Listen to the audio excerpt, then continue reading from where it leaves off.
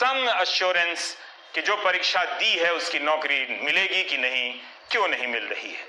अभी आपने देखा कि लाखों की संख्या में मां भारती की संतानें ट्विटर पर ट्वीट करती रही कि रेलवे की जो परीक्षा हो चुकी है, रिजल्ट आ गए हैं सहायक लोको पायलट की, उसकी ज्वाइनिंग का संकल्प हो जाए।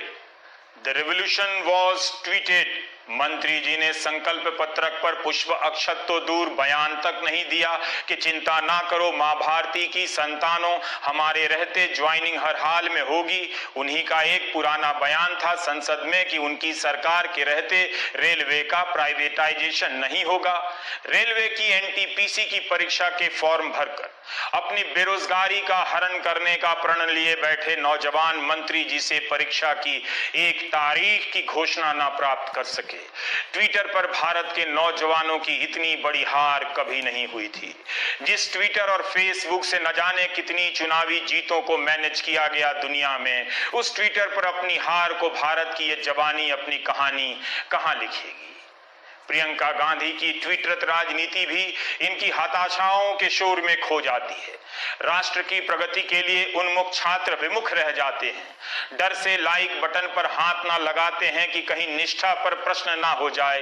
पराजित युवाओं के लिए क्रांति फिल्म के गाने की एक पंक्ति प्रेरणादायक हो सकती है, वो जवानी जवानी नहीं जिसकी कोई कहानी ना हो। प्यार का सुंदर गाना ही इंसान को सुंदर बनाता है। You know what I mean.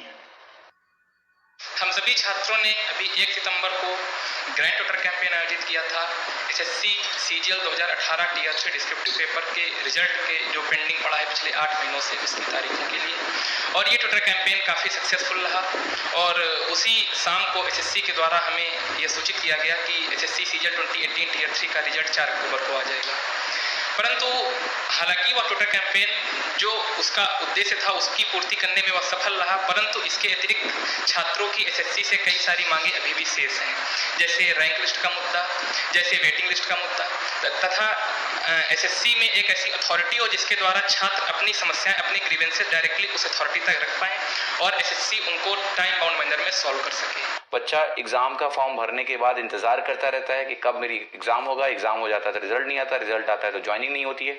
तो पूरा फ्रॉम स्टार्ट टू एंड जो इसको सॉल्व करने का एक प्रयास है वो है आपका स्पीकअप कैंपेन। और इसके थ्रू ये मांग की जा रही है कि परीक्षा व्यवस्था में इस तरह का सुधार किया जाए कि समयबद्ध तरीके से परीक्षा हो, और अगर समयबद्ध तरीके से परीक्षा नहीं हो रही है तो जो भी इसके लिए रेस्पॉन्सिबल हैं उनके ऊपर जुर्माना भी लगाया जाए, ताकि एक इंटेंट दिखे सरकार का कि बच्चों को वाकई में सरकारी नौकरियां देनी है और वो इस एग्जाम्स की मन से तैयारी करें, ना कि इस पे चिंतित रहें कि हमारा कितने साल बाद ज्वाइनिंग होगा।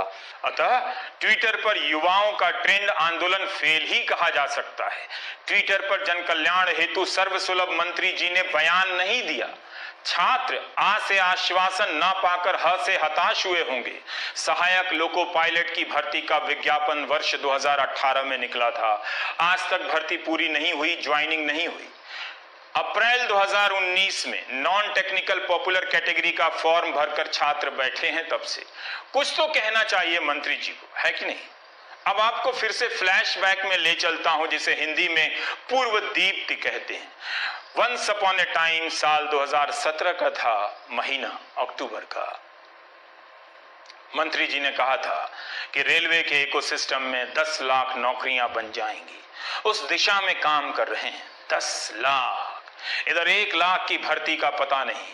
बयान में स्पष्ट रूप से कहा था कि रेलवे में भले सीधे तौर पर ना मिले इतनी नौकरियां, लेकिन रेलवे के इकोसिस्टम में 10 लाख लोगों को नौकरियां मिल सकती हैं।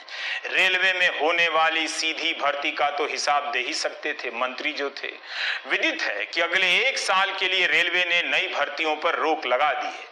कौन यह प्रश्न पूछे कि हम कैसे जांचें कि रेलवे के इकोसिस्टम में 10 लाख में से कितनी नौकरियां बनी हैं। या ये बयान भी जीडीपी वाला बयान की तरह था। रेलवे के अफसर और कर्मचारी प्राइम टाइम कहीं छिपकर तो नहीं देखते हैं। I mean just asking buddy, don't worry, I can see the time we are living in। Sanskrit तत्सम हिंदी, हिंदी उर्दू और अंग्रेजी का लुत्फ एक प्राइम टाइम में। माय बचा ही क्या है देखने को, और देखकर करना भी क्या है। कथा आगे बढ़ रही है। जजमान नागरिक अब जजमान ही तो हैं, अब जनार्दन नहीं रहे। ऐसी सूत्र पंक्तियां बड़ी बड़ी यूनिवर्सिटी के प्रोफेसरों को जीवन बिताने के बाद मिलती हैं। मैं अपनी तारीफ में क्या ही कहूं। आखिर जीडीपी पर बयान क्यों नहीं आए? ऐसा तो नहीं कि जीडीपी कभी नहीं बढ़ेगी, और अगर बढ़ गई तब भी मंत्रीगण चुप रहेंगे आज की तरह। लोकहित का कार्य बड़ा कठिन है, डगर है न पनघट है। इन पंक्तियों के भावार्थ 20 साल बाद आने वाले युग के लिए संरक्षित हैं।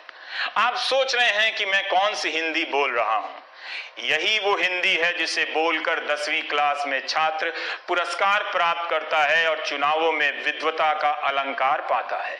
स्कूलों और कॉलेजों के हिंदी विभागों द्वारा गढ़ी गई भारत के मानस की यही वाचन और भाषण आधुनिक शैली है।